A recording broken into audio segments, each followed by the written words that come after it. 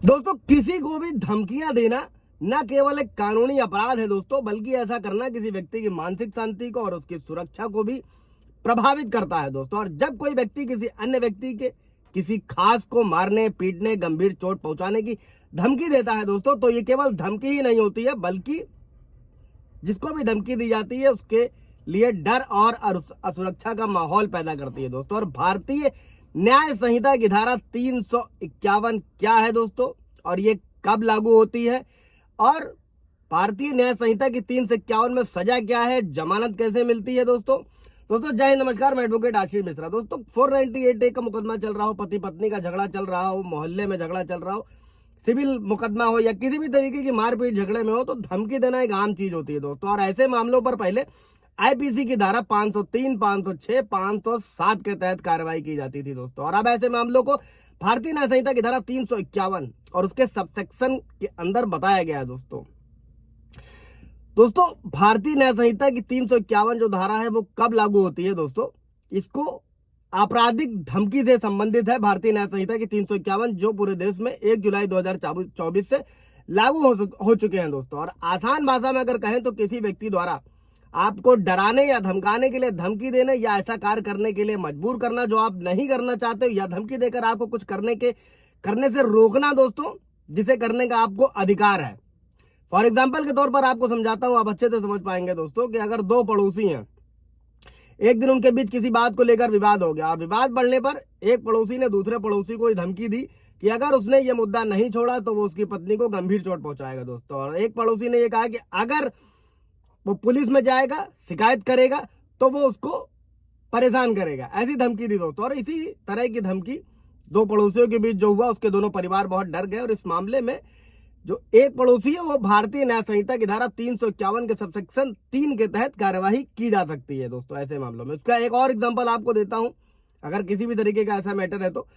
अगर कोई एक व्यक्ति है, अगर वो लगातार आपको किसी अननोन नंबर से फोन कर रहा है दोस्तों, अगर फोन आ रहा है जिसमें उसे बार बार धमकी दी जा रही है या वो धमकी दे रहा है कि उसके परिवार को नुकसान पहुंचाया जाएगा दोस्तों, तो धमकी देने वाला व्यक्ति और अपनी पहचान भी नहीं बता रहा और लगातार अलग अलग नंबरों से आपको कॉल कर रहा है दोस्तों, ऐसी स्थिति में धमकी देने वाले अज्ञात व्यक्ति के खिलाफ भारतीय न्याय संहिता की धारा 351 के सबसेक्शन 4 के तहत शिकायत दर्ज करवाई जा सकती है दोस्तों। इसकी क्या क्या खास बातें हैं नए कानून की दोस्तों, इसको भी समझ लेते हैं। धमकी की, आपराधिक धमकी के से रिलेटेड जो है दोस्तों, इसके लिए जो सबसे जरूरी चीज है कि किसी व्यक्ति को शारीरिक नुकसान पहुंचाने के लिए डराना, धमकी भरे इशारे करना, किसी के पास धमकी भरे अंदाज में जाना, या कोई भी ऐसा काम जिससे सामने वाले व्यक्ति को यह लगे कि आप उसके साथ मारपीट करने वाले हो। फॉर एग्जाम्पल बेल्ट खोलना, हथियार उठाना, या कोई भी ऐसा काम जिससे दूसरे व्यक्ति को यह लगता है कि लड़ाई होने वाली है दोस्तों। ऐसा अपराध करने वाले व्यक्ति को या तो डर पैदा करने का इरादा होना चाहिए, या उसे पता होना चाहिए कि उसके कामों से डर पैदा होने की संभावना है। ये इस आपराधिक धमकी को साबित करने के लिए चीजें होनी चाहिए दोस्तों। या फिर आपके किसी घर या किसी संपत्ति को जलाने की बात कहकर डराने की कोशिश करना, अननोन मोबाइल नंबर से फोन करना, किसी महिला के साथ गलत व्यवहार करना, या उसकी पवित्रता भंग करने की बात कहकर परेशान करना दोस्तों, किसी भी तरीके की महिला के साथ इस तरह करने का, ये भी आपराधिक धमकी में आता है दोस्तों। और आपकी किसी ऐसी जानकारी को जो आप जानते हो या सार्वजनिक करने की धमकी दे देना जिससे समाज में आपके सम्मान को ठेस पहुंचे दोस्तों। और इसके 3 सबसेक्शन हैं दोस्तों भारतीय न्याय संहिता की 351 की 4 सबसेक्शन है दोस्तों, उसको भी समझते हैं वन बाय वन। की बीएनएस की धारा 351 के सबसेक्शन 1 के तहत कोई भी व्यक्ति किसी के सम्मान को नुकसान पहुंचाने या भी कोई भी कार्य करने के लिए मजबूर करने की धमकी देने का दोषी पाया जाता है दोस्तों,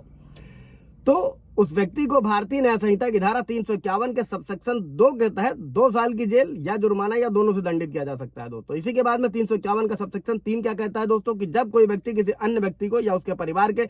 किसी सदस्य को गंभीर चोट पहुंचाने की धमकी या किसी संपत्ति को चोट पहुंचाने का दोषी पाया जाता है, तो 7 साल की कैद